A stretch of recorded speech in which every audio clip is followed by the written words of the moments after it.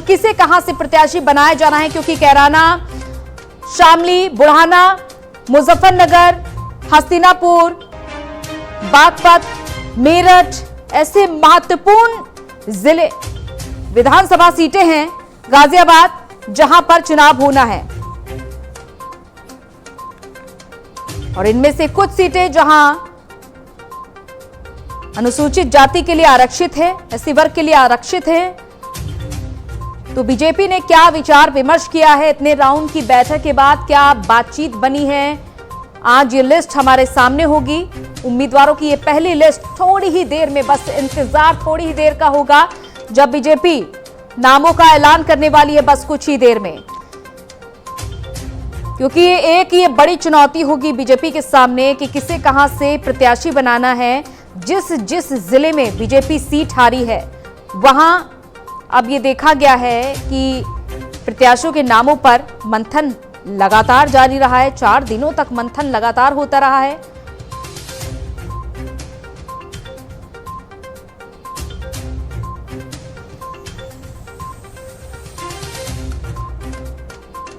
लेकिन अब ये देखना होगा कि जो बीजेपी के लिए कमजोर सीटें रही हैं, चाहे वो हम बागपत की बात कर लें, जब एक सीट पर बीजेपी हारी, आरएलडी जीती। हालांकि जीता विधायक बाद में बीजेपी में भले ही शामिल हो गया था, लेकिन अब ये देखना होगा कि आगे क्या होता है। हालांकि सहारनपुर में दूसरे चरण में चुनाव होने हैं। तो ऐसी कई सीटें हैं जिन पर फिलहाल लगातार चर्चा हुई है और बातचीत क्या बनी है।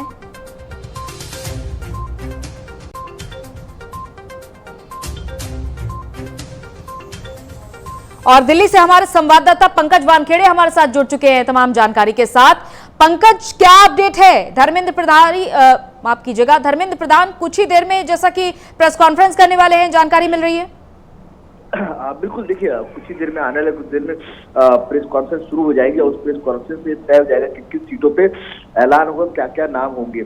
क्योंकि संभवतः पहले फेज के नाम पे चर्चा होगी और दूसरे फेज, 2 फेजों के नाम पे चर्चा और ऐलान हो सकता है, जिसमें अहम ये भी हो सकता है कि योगी आदित्यनाथ कहाँ से चुनाव लड़ेंगे उसका भी ऐलान। क्योंकि जब भी बीजेपी प्रेस कॉन्फ्रेंस करती है तो कुछ बड़े नामों का ऐलान जरूर करती है, क्योंकि वो क्योंकि जनरली कुछ पार्टियां होती हैं जो लिस्ट भेज देती है, मेल कर देती है व्हाट्सएप पर, लेकिन बीजेपी ऐसे एजेंडों को लगातार प्रेस कॉन्फ्रेंस करती है, प्रेस कॉन्फ्रेंस जरिए बात रखती है। और कहीं ना कहीं योगी जताई जा रही कुछ 2-4 बड़े ऐसे नाम होंगे जिसकी चर्चा होगी और उसका ऐलान होगा।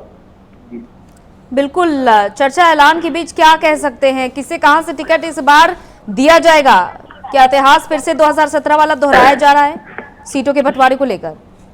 देखिए, बहुत सारे नाम हैं जिसको लेकर चर्चा हो रही है और बीजेपी इस बार एक एक सीट को लेकर गंभीर और चर्चा कर रही है कि बीजेपी के जो संभावित, अगर नामों की बात करूं तो अलीगढ़ से राजकुमार सहयोगी को टिकट मिल सकती है, जो सिटिंग एमएलए है वो रिपीट कर सकते हैं। आगर उत्तर से पुरुषोत्तम खंडेलवाल है जो सिटिंग है, उनको रिपीट किया जा सकता है।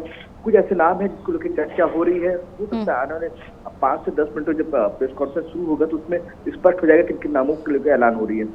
जी बिल्कुल, फिलहाल किन किन नामों पर फाइनल मुहर लग सकती है, हम क्या मान सकते हैं? क्योंकि शामली की सीट हो गई कैराना, खुद शामली सीट, मेरठ, ऐसे देखिए कई क्षेत्र हैं जहां पर बीजेपी को अपनी पकड़ बनाकर रखना होगा।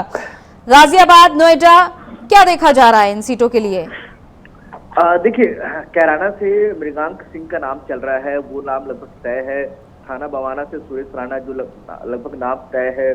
शामली तेजिंदर अंद्रवाल, उनका नाम लगभग तय है। नोएडा से पंकज सिंह, उनका नाम लगभग तय है। दादरी से तेजपाल नागर, जेवर से धीरेन्द्र सिंह, ये जो सारे नाम है, साक्षी वो नाम रिपीट नाम है जिनका नाम अच्छा है, जिनका जो रिव्यू है, जो पार्टी ने जो सर्वे करवाया उसमें अच्छी रिपोर्ट है, तो उम्मीद जताया जा रहा है उनको रिपीट किया जाए। उनके नाम पे मुहर लग चुकी है, बस ऐलान करना है। जब खुर्जा से मीनाक्षी का नाम है, तुबला से संदीप सिंह का, बलदेव सीट से माफी पूर्ण प्रकाश का है, आगरा कंटोनमेंट धर्मेश, और बाहर से रानी सिंह का नाम। तो ऐसे कुछ नाम है जिसको लेके चर्चा चल रही है। और एतमादपुर से राम प्रताप सिंह चौहान का टिकट कट सकता है, उसकी जगह धर्मपाल सिंह को मिल सकता है। तो ऐसे कुछ नाम है जहाँ पे कुछ नाम कटेंगे, कुछ नाम जुड़ेंगे, तो ऐसे लगातार चर्चा चल रही है।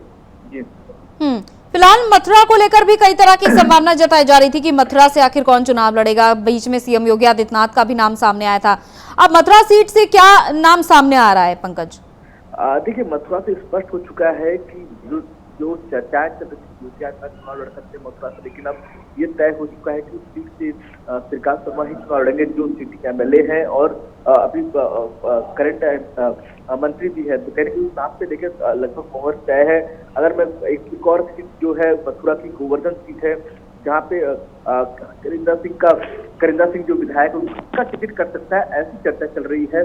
तो हो सकता है उसका टिकट कट जाए, उसकी जगह पे ठाकुर बेग साहब को दिया जा सकता है टिकट। ऐसी खैर सीट है, खैर सीट से अनूप बाल्मीक है जो सिटिंग एमएलए है, उसको टिकट उसकी जगह पे अनिल पराशर को मिल सकता है। तो ऐसे बहुत सारे नाम हैं जिसको लेकर चर्चा चल रही है। तो अभी कुछ देर में आने वाले 5 से 10 मिनटों में स्पष्ट हो जाएगा कि सीट किसे मिलेगी। बिल्कुल, ये कुछ ही देर में स्पष्ट होने वाला है। तो उम्मीद कब तक जता सकते हैं पंकज? कितनी देर में ये प्रेस कॉन्फ्रेंस शुरू हो रही है? देखिए साक्षी, आने वाले जो समय तय हुआ था 12:30 बजे का, तो हो सकता है 5 से 10 मिनट का डिले हो जाए और आने वाले 5 से 10 मिनट में ये प्रेस कॉन्फ्रेंस चालू हो जाएगी। तो लगभग पूरी तैयारी कर ली गई है, मेल सज चुका है, सारे पत्रकार पहुंच चुके हैं। बस इंतजार है धर्मेंद्र प्रधान कुछ ही देर में अरुण सिंह के साथ पहुंचेंगे और सीटों का ऐलान करेंगे कि किस उम्मीदवारों को इस पर टिकट मिला है।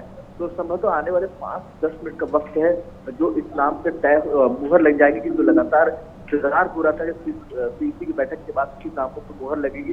तो उम्मीद की जा रही है कि 5 से 10 मिनट में धर्मेंद्र प्रधान अभी बीजेपी मुख्यालय पहुंच चुके हैं और अरुण सिंह भी पहुंच चुके हैं। बस नामों पे चर्चा हो रही है। बिल्कुल इंतजार करना होगा। बिल्कुल आप अपनी नजर बनाकर रखिएगा। और लखनऊ से हमारे ब्यूरो चीफ दिवाकर त्रिपाठी जी हमारे साथ जुड़ चुके हैं। दिवाकर जी, कितने चरणों तक के लिए नामों का आज ऐलान किया जा सकता है? फिलहाल लखनऊ से क्या जानकारी मिल रही है? देखिए, लखनऊ से अगर जानकारी की बात करें अंजलि, तो फिलहाल ये कहा जा रहा है कि पहले और दूसरे चरण के जो प्रत्याशी हैं, जहां पे मतदान होना है पहले और दूसरे चरण में, उन प्रत्याशियों की सूची जो है आज धर्मेंद्र प्रधान जो है वो जारी कर सकते हैं। और तकरीबन ये माना जा रहा है कि जो 100 सीट से ज्यादा प्रत्याशी जो है वो आज घोषित हो सकते हैं। इसमें नाम जो होंगे वो पश्चिमी उत्तर प्रदेश के प्रत्याशियों के ज्यादा नाम होंगे, क्योंकि वहां पे पहले और दूसरे चरण में जो पश्चिमी उत्तर प्रदेश में और कुछ अगर देखा जाए तो रोहेलखंड के जो उम्मीदवार हैं उनके नाम जो हैं वो जारी होने हैं। अब देखना ये होगा कि किसका टिकट कटता है, किसको टिकट मिलता है, किस नए चेहरे पे दांव जो है बीजेपी खेलती है, पुराने चेहरों पे दांव खेलती है, ये सब सूची जारी होने के बाद ही पता चलेगा। लेकिन ये जरूर कहा जा रहा है कि जो समीकरण है वो जरूर इस सूची के माध्यम से बैठाए जाएंगे, चाहे वो जातीय समीकरण हो, क्षेत्रीय समीकरण हो, धार्मिक समीकरण हो, या राष्ट्रवाद को लेकर जो बड़े बड़े चेहरे हैं राष्ट्रवाद के मुद्दे पे, उन चेहरों का नाम हो सकता है। देखिए, सुरेश राणा जो है उनका नाम हो सकता है, संगीत सोम जो है उनका नाम हो सकता है आज की सूची में। इसके साथ साथ कई ऐसे पश्चिमी उत्तर प्रदेश के बड़े चेहरे हैं बीजेपी के जो कहीं के कद्दावर माने जाते हैं और भारतीय जनता पार्टी के लिए मुफीद साबित हो सकते हैं। उनके नामों की भी घोषणा जो है आज हो सकती है। जी बिल्कुल। और कौन कौन से चेहरे ऐसे हैं दिवाकर जी जो रिपीट किए जा रहे हैं इस बार के विधानसभा चुनाव में? देखिए, अगर चेहरे की बात की जाए तो सुरेश राणा जो है वो कहीं के रिपीट किए जा सकते हैं, संगीत सुख जो है वो कहीं के रिपीट किए जा सकते हैं। इसके साथ साथ ये भी कहा जा रहा है कि हो सकता है कि कुछ ऐसे नए चेहरे जो हैं लाए जाएं जो कि किसान लैंड से जुड़े हों या जाट लैंड जो है उससे जुड़े हुए चेहरे हो सकते हैं। देखिए, भारतीय जनता पार्टी जानती है कि पश्चिमी उत्तर प्रदेश में किसानों की नाराजगी जो है वो कहीं अभी पूरी तरीके से खत्म नहीं हुई है और ऐसे में कहीं ऐसा ना हो कि किसानों की नाराजगी जो है वो बीजेपी के लिए मुश्किलें खड़ी कर दे और आरएलडी और सपा का जो गठबंधन हुआ है उसके लिए मुफीद साबित हो जाए। यही वजह होने वाली है कि जब आज सूची जारी होगी पश्चिम उत्तर प्रदेश की, तो उसमें पुराने चेहरों के साथ कुछ नए चेहरे जो हैं वो भी लाए जा सकते हैं। अब देखना ये होगा कि जब धर्मेंद्र प्रधान सूची जारी करते हैं तो कितने लोग सूची होती है और किन चेहरों को तरजीह मिलती है, कौन से जो चेहरे हैं वो बैक पे चले जाते हैं, यानी कि उनका टिकट काटा जा सकता है। जी बिल्कुल। देखिए, कई राउंड की यहाँ पर बैठक जारी रही है दिवाकर जी, और ये माना जा रहा है कि इतने दिन जो बैठक चली है, क्योंकि कश्मकश भी रही कि आखिर कौन आएगा कौन जाएगा, और इस बीच सूची भी तैयार करनी थी, तो क्या कितनी सीटों पर आखिर मंथन लगभग हो चुका है? क्योंकि पहले दूसरे तीसरे चरण की संभावनाएं जताई जा रही है कि मंथन हो चुका है। बिल्कुल देखिए, तकरीबन अगर मंथन की बात करें तो 72 घंटे तक जो दिल्ली में बैठक चली है, चाहे वो बीजेपी की बैठक रही हो या फिर सहयोगी दलों के साथ बैठक रही हो, कुल 72 घंटे तक बैठक चली और 72 घंटे में ये कहा जा रहा है कि 174 उम्मीदवारों के नाम जो हैं वो फाइनल हो चुके हैं, जो कि पहली, दूसरी और तीसरे चरण के जहां जहां मतदान होने हैं उन नामों पे मोहर लगाई जा चुकी है। लेकिन इसके साथ साथ पूर्वांचल के, अवध के, बुंदेलखंड के, रुहेलखंड के भी कई नामों पे चर्चा हुई है। देखिए, एक बात सामने निकल के आ रही थी कि मुख्यमंत्री योगी आदित्यनाथ जो है उनके नाम की चर्चा हुई थी, उनको कहाँ से चुनाव लड़ाना चाहिए, तो अयोध्या से कहीं कहीं बात सामने जो निकल के आ रही थी, उनके नाम पे भी चर्चा हुई, दोनों डिप्टी सीएम के नाम पे भी चर्चा हुई। लेकिन फिलहाल आज जो सूची जारी होगी, ये कहा जा रहा है कि पहले दूसरे चरण में जहां पे मतदान होने हैं वहां के प्रत्याशियों की सूची जारी हो, क्योंकि नॉमिनेशन जो है वो कल से शुरुआत हो चुकी है। तो ऐसे में नॉमिनेशन भी करना है और साथ ही जनता के बीच भी जाना है उन चेहरों को, इसलिए आज उन चेहरों के जो, यानी कि जो प्रत्याशी हैं पहले और दूसरे चरण के मतदान जहां होने, उनके नामों की सूची जारी हो सकती है। जी बिल्कुल, क्योंकि बीजेपी क्या अपनी इस पहली सूची के जरिए तमाम पार्टियों को चौंकाने की यहाँ पर तैयारी कर चुकी है? क्या ऐसे नाम हमारे सामने आ सकते हैं दिवाकर जी की जो चौंका सकते हैं, जो दूसरे दलों में शामिल थे, माफ कीजिएगा, जो दूसरे दलों को छोड़कर बीजेपी में शामिल हुए हैं?